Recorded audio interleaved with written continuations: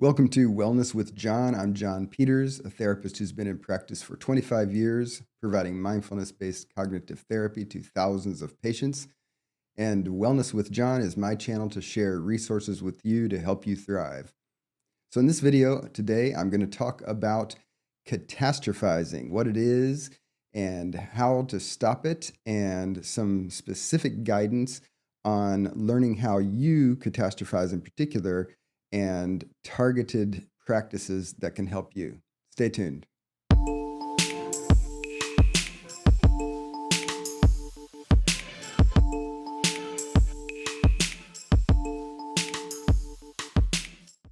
Okay, so let's start off with defining catastrophizing. Catastrophizing is when we have a real situation, but our brain is developing irrational worry related to that.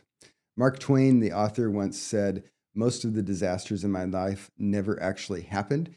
And he was pointing to the fact that catastrophizing is this common way that we take a real situation and then we take the mental ball and run with it into all sorts of dire consequences, right? So, an example of catastrophizing would be, let's imagine we got this guy named Joe. He's at work, it's Friday afternoon, and his boss asked him to turn in a report by 4 p.m. And it's 3 p.m. and he realizes that he's literally hours away from finishing the report. And so he walks down the hall to see if his boss is there to renegotiate the deadline. And a coworker says, "Oh, no, Joe, the boss is gone. The boss left for a 4-day weekend and won't be back until Tuesday." So the real situation is report is due. Joe doesn't have time to finish it at the time that he was supposed to turn it in. But instantly he starts imagining his boss being mad at him. He starts thinking, "Oh my God, I can't get this done." Then he thinks either I have to stay over and work later tonight and miss the things that I had planned this evening, or I have to suffer some sort of consequences at my job. But then he spins out even more. He starts thinking about his upcoming performance review and how turning this report in late may cause him to get a bad review from his boss and not get a merit raise or maybe even get fired. Then he starts thinking about getting fired and he thinks, "Oh my God, I'm going to lose my job and I don't have enough money in the bank to last very long before replacing that income. And that means that we might get evicted." And then he imagines having to talk to his partner and his kids about them losing their house. And then he thinks about being homeless, right? So what started with a real situation spun out into a lot of related things. So they're not bizarre things to worry about, but they're irrational because they're not happening. He is not staying focused on what do I need to do to deal with this situation? What is likely, what's possible. He's going out into these extra realms of imagination and then he's reacting to those. So he goes back to his office and then he can't even think of what to do because he's so stressed out that he's just staring blankly at his computer screen. And then his phone rings and it's his partner for some random reason, maybe asking what time he'll be home. And he sees the number on the phone and then instantly thinks about that whole eviction homelessness part again and just flips completely out, right?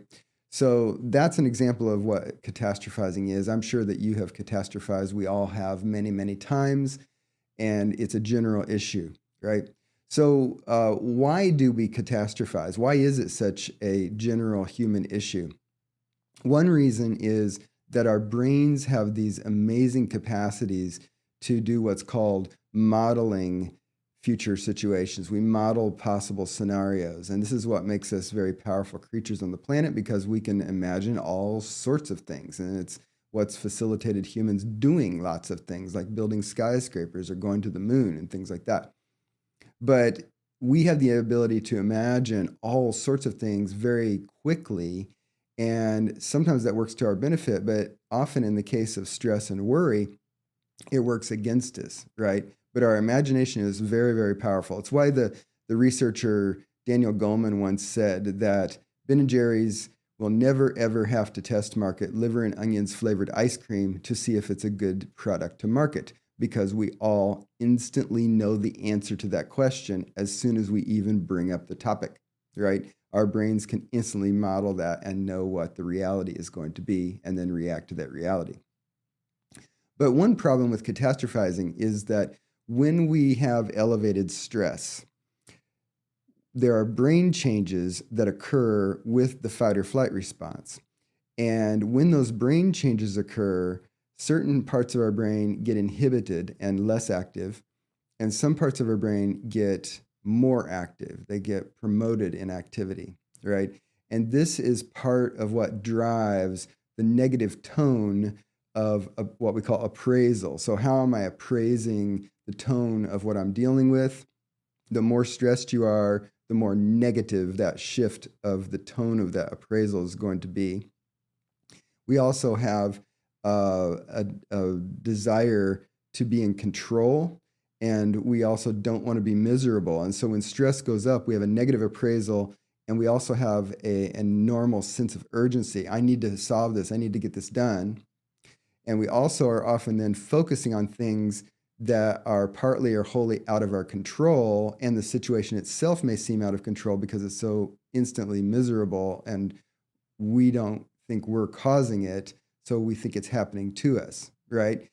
Being out of control actually then fuels the stress response, because our stress response goes up to the extent that we feel out of control about something that is both miserable and consequential, right? So this is a perfect storm in our brains for resulting in catastrophizing, because a situation is happening, like in our example, Joe isn't getting the report done on time, right? And then he goes to talk to the boss, but the boss isn't there, right? Out of control. He doesn't know what to do, out of control. He's thinking about these dire consequences, out of control, right? So that's fueling the escalating, spiraling stress response. And when we're up in the high part of code orange or code red, again, our brain is naturally then wired to have this potential for catastrophizing. So that's part of the explanation related to the stress response and how our brains work and how our psychology works that causes catastrophizing to be such a common part of human experience.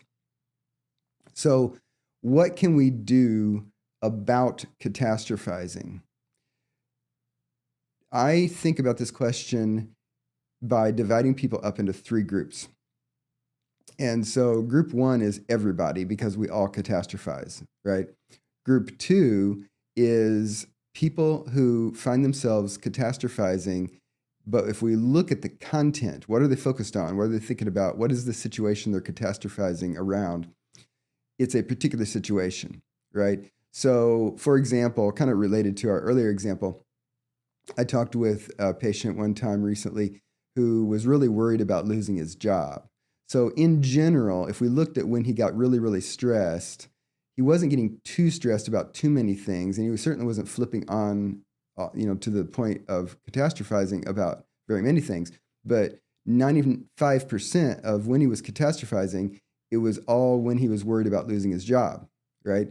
So this is a person who is generally coping with life, but this one issue is very stressful, very triggering. He didn't feel on top of it. He was particularly worried about it. And so his catastrophizing was around that theme of, I might lose my job, right? So group two is if your catastrophizing seems to be associated with a specific trigger or set of triggers, but it doesn't show up in a more generalized way, right? Group three is people who catastrophize frequently and about a wide range of things. So if you sit down and write down the content, what are they catastrophizing about? What is that trigger? Group three is people who are catastrophizing all the time about all sorts of things, right?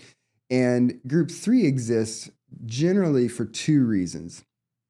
Either the person has a fundamental set of deficits with coping with life in general, which is why they're kind of getting to that highly elevated stress level about a wide range of triggers, or the person is someone who's going through a really rough period where their baseline stress score is elevated because of some sort of situation that's just making life more stressful, right? So again, to summarize those two types, number one is wide-ranging catastrophizing because there's basically a broad lack of capacity to cope with life stressors. So no matter what shows up, it kind of pushes the person up into the higher zone of stress.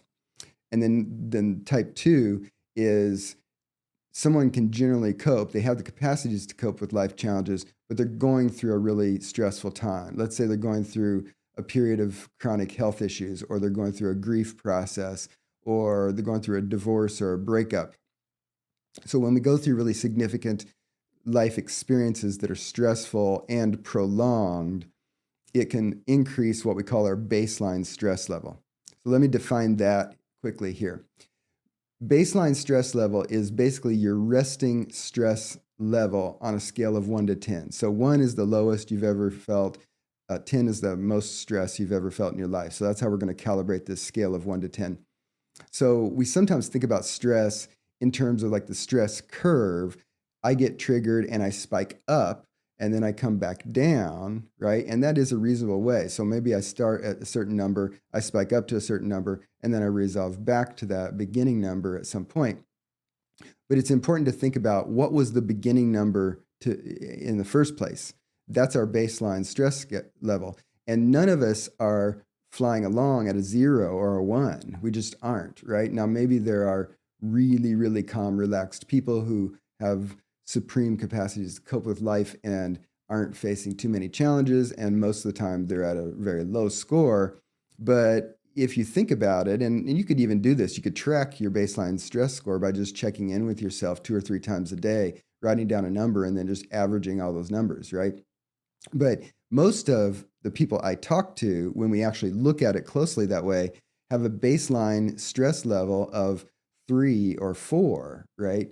So if you're already at a 4 as your baseline, and then something triggers you and you spike up, you're going up from a 4. So even if that stress contribution of that trigger is, let's say, 3 points on that scale, you're getting up to a 7, and you're getting up into that middle high orange zone of code orange to code red, where you're more likely to have catastrophizing happen because of the stuff I explained earlier about what potentiates catastrophizing because of the way our brain works with the stress response, right?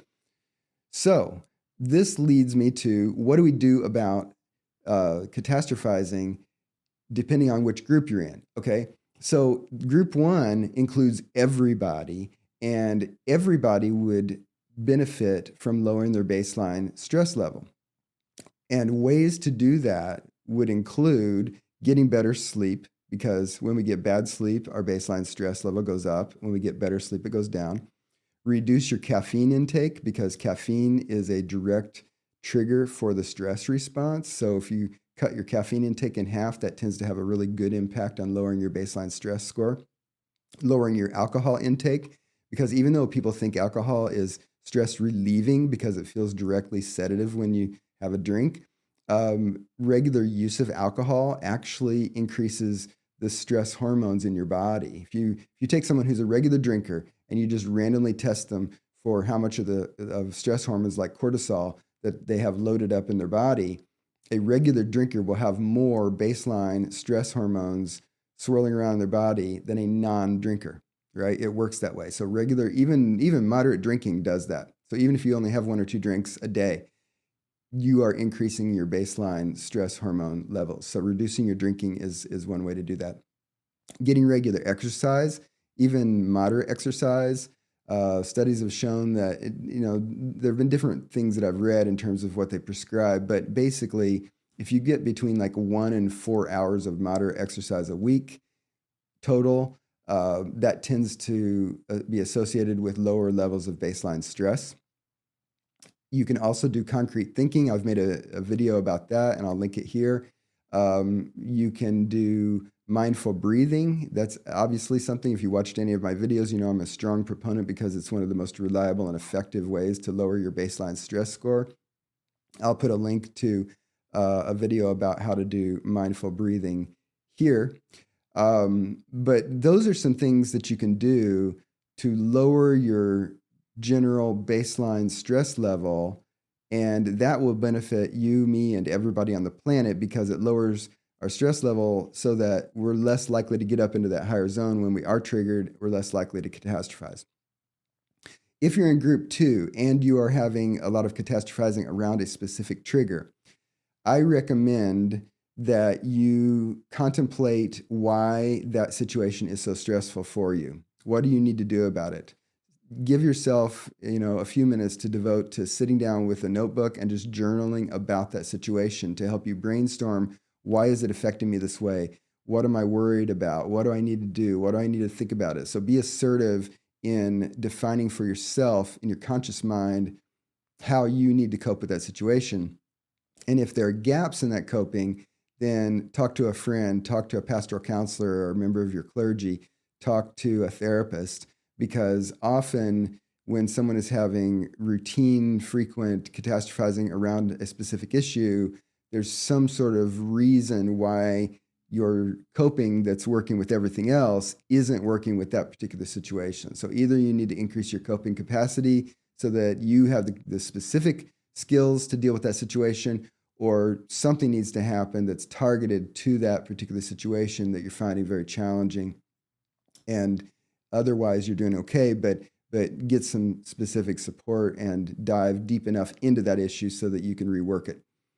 If you're in group 3, where you're having catastrophizing that is very wide-ranging about a range of different types of stress triggers, again, it either means that you generally need to increase your coping skills in a broad way, or that you're dealing with a chronic situation that is long-lasting and has elevated your stress level. And I highly recommend, if you're in this group, that you go to therapy, because one thing that therapy does is it gives you one extra meaningful person in your life to give you support. So regardless of what you focus on in therapy and the type of process and the specific therapeutic goals that you craft with your therapist, you're adding extra support, and that's going to lower your baseline stress level. It also potentially could give you guidance on developing wider ranging coping skills and capacities so that you cope more effectively with the types of challenges that you're experiencing in your life. So if you're that first type of a member of group 3, which means that you have some broad deficits in coping, therapy can help you with that. So I recommend that you see someone who is competent in the mode of dialectical behavioral therapy, because dialectical behavioral therapy teaches mindfulness, which, as I said, is one of the best ways to lower your baseline stress level. But it also focuses on distress tolerance, interpersonal effectiveness, and also emotional regulation. And so DBT then tends to help people be more broadly competent at dealing with a wide range of life challenges. Now, related to emotional regulation, one resource that I highly recommend that you check out is a book by Susan David titled Emotional Agility. And if you want to get better at dealing with what I call triggers, she calls hooks, and not ramping up quickly into catastrophizing, hands down the best resource. I made a video reviewing that book. I'll put a link for that up here now, right? Now, another resource that I want to tell you about that you might want to check out is a free ebook that I offer it's basically an ebook mini course that's a 7-day course on how to learn techniques that lower your baseline stress level and help you cope with a wide range of stressful life challenges. And you can get that book, follow the link here. I'll also put the link in the description. And it's just courses.johnpeters.online/free stress ebook, right? So follow this URL, go to the link in the description, and you can get a free ebook that will help you with these types of techniques to help you learn to lower your baseline stress level with easy to practice techniques, right? So anyway, you are not wrong or bad or broken if you're catastrophizing. And if you're having shame or meta stress about a recent situation that you catastrophized about, I invite you to, allow yourself to feel the sadness and misery, regret, and frustration related to that. But I discourage you from adding extra levels of self-indictment of being a screw up or a failure or broken, because that's only going to fuel the catastrophizing and reduce your coping, and it potentially could hit your self-esteem as well. What I invite you to do is give yourself some grace, but also deal assertively with the issue of catastrophizing, because, as I said, all of us can get better at this. All of us can benefit from doing things that generally lower our baseline stress level. But if you recently have been having troubling events that you're having challenges coping with, and you're spinning out into catastrophizing, consider whether you're in group 2 or group 3 maybe, and get some targeted support or do some targeted practices to address that, so that you reduce your catastrophizing and you're less miserable and more happy, right? So if you like this kind of content, feel very free to hit the like button below. Feel free to subscribe to the channel. Thank you for joining me today, and I will see you in an upcoming video.